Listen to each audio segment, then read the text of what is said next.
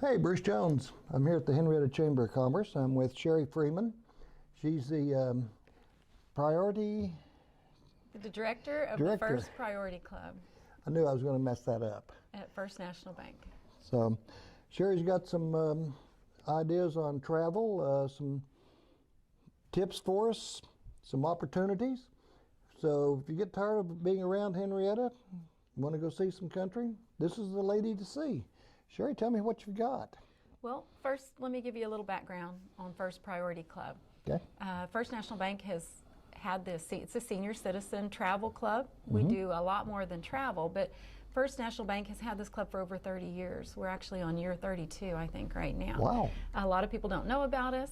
If you step into one of the banks, we have a branch in Okmulgee, Henrietta, Wewoka.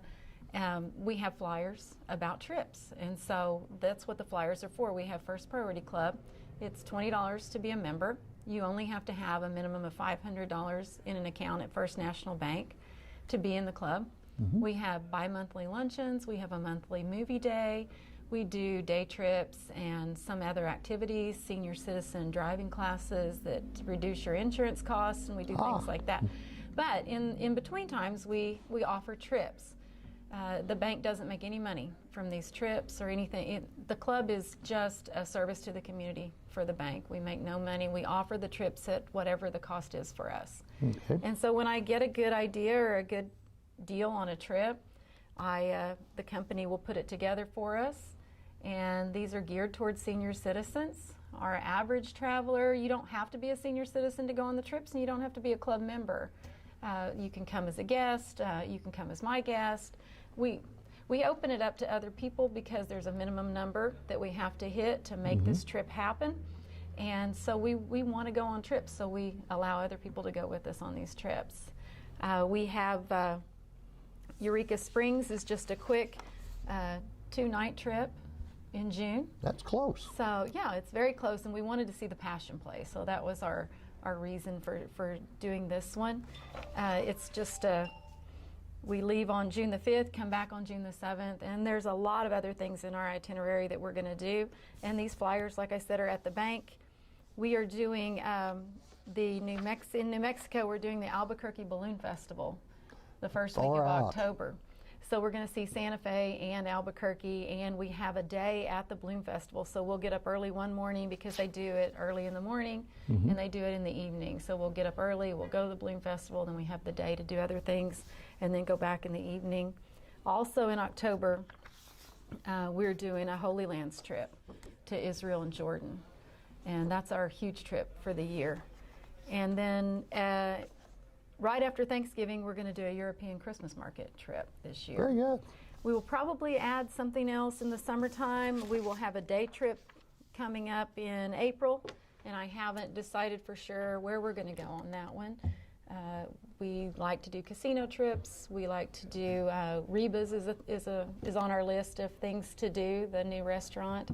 And so last time we did a Christmas lights trip in December, where we did some Christmas shopping and we had dinner. We went to the Christmas lights in Yukon. We did Talamina Drive in November. We did the First Americans Museum and the Cowboy Museum in October. So we try to add some day trips. There are people who only like the day trips. So it's a lot more than just let's go take a 2-week, 3-week jaunt to Europe or whatever. It's all kinds of things. We try to mix it up. We do some bus trips, we do some flying trips, we do domestic trips, we do international trips, we do long trips, and we'll do day trips. There are people who, like certain things. Some people don't want to fly. Some people, don't want to leave the country. Last year, we did Costa Rica in January. We did Italy in April, New Orleans, it was a bus trip to New Orleans in May. We did a bus trip to Branson. We did a flying trip to New England and did the New England Fall Foliage Tour. So we had a great year last year. We did a lot of traveling. We did Iceland in November and saw the Northern Lights also. That would be cool. Yeah. Where do you leave out of? Do you meet in Okmulgee and then go from there? We typically or? meet in Okmulgee, and if it's a bus trip, the bus picks us up right there at the bank. If it's a flying trip, then some type of vehicle will pick us up, depending on how many of us there are, and take us to the airport, and we'll get on a plane from there. So, yeah, we typically always leave from Okmulgee from the bank. You can leave your cars there. We have a safe place to leave cars with security cameras, and so Okay. Now, if I'm not a member, but I'd like to go on one of these trips, what do I need to do? I have a Facebook page. It's under my name, Sherry Freeman, but it's my bank headshot, and so you can friend me there, send me a friend request, and I post all the trips, all the activities that we do. I post on there. If you or you can go into one of the banks and get the brochures. So. And then just get a hold of you and yeah, just my contact information is on the brochures, and you can just call me and we can get you set up. Now, you got the Holy Land Tour set this coming fall. Yes. As for a newbie there, we're going, of course, out of the country. You're going to have a passport. Right. Will you help them, someone obtain a passport? Will you work with them? Or? I can show them how to apply for a passport. Okay. We can do it right here. I do mine at the post office in Henrietta. You can do them at the post office in Okmulgee. It's an easy process. I just had to have mine renewed last year. So, but yeah, you need a passport, and any questions that they have. My travelers call me all the time with just questions about luggage. Even if they're not going with me on a trip, they'll call and ask questions. Are you running into issues because of COVID? Finally, that's not a problem anymore. that was an obstacle for sure during COVID. We had to be tested before we left. We had to be tested to come home. People were getting quarantined. It was still worth it. It was all worth it, but it was a huge hassle. And the last 2 times I traveled, we weren't asked for anything. Right. There are still places that require the first 2 vaccines. Is that here in the United States, or is that primarily overseas? Typically, it's the companies are still just haven't changed their policies yet. Oh, okay. So a lot of companies are still requiring them. We've not ever been asked to show them, even though the company says we had to have them. So we haven't lately been asked to show them. So, but there are different trips that require different things. So you need to ask.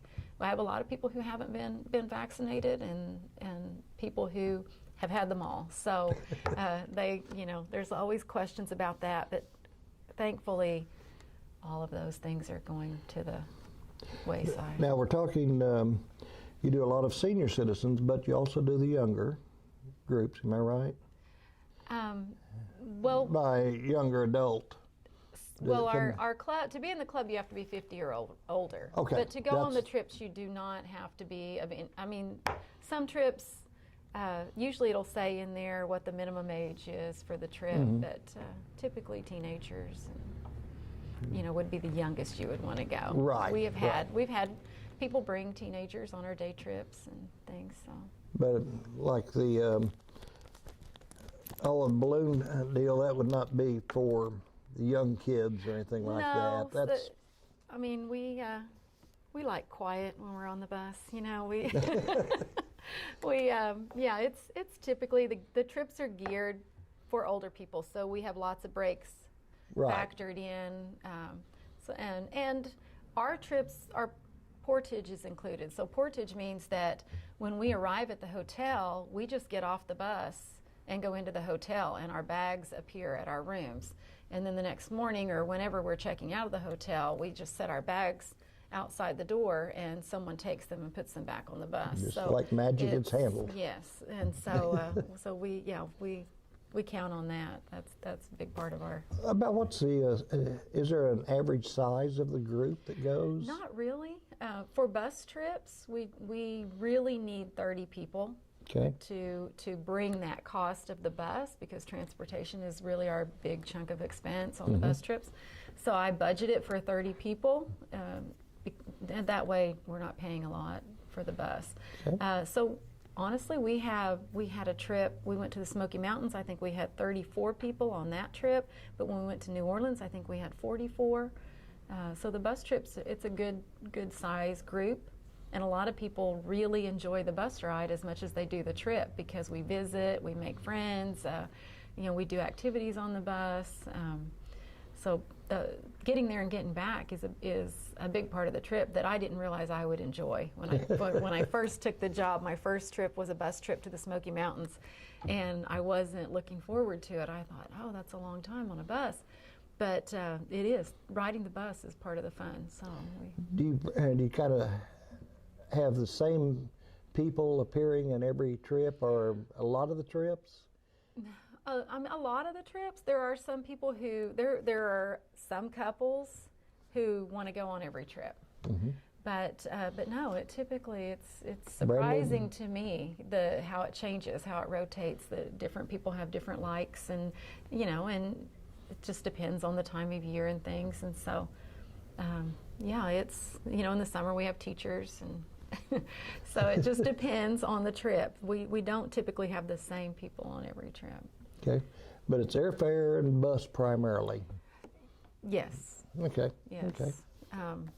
And the flying trips, typically with the company that we're doing these 2 trips, they only require 7 people. So sometimes we'll only have 7 or 8 people on a trip. Mm-hmm. We went to Iceland. I think we had 14 or 15. And we are going next month, we're going London, Paris, Amsterdam, and there's 20 of us on that trip. So the size of the trips do vary, but typically a bus trip is between 35 and 45. Okay. Well, there you have it. You're looking for something to do. Of course, we want you to stay around Henrietta and keep up with the activities, but Sherry's got a wide variety of activities and projects that you can get involved in, by some just local, almost. It's just a great, safe way for, as we get older, travel gets intimidating. Mm-hmm. For a lot of couples that still want to travel, or for single women. We have a lot of single ladies that... and that brings up the point. It is a safe way to go. It's a safe way to go. We go as a group.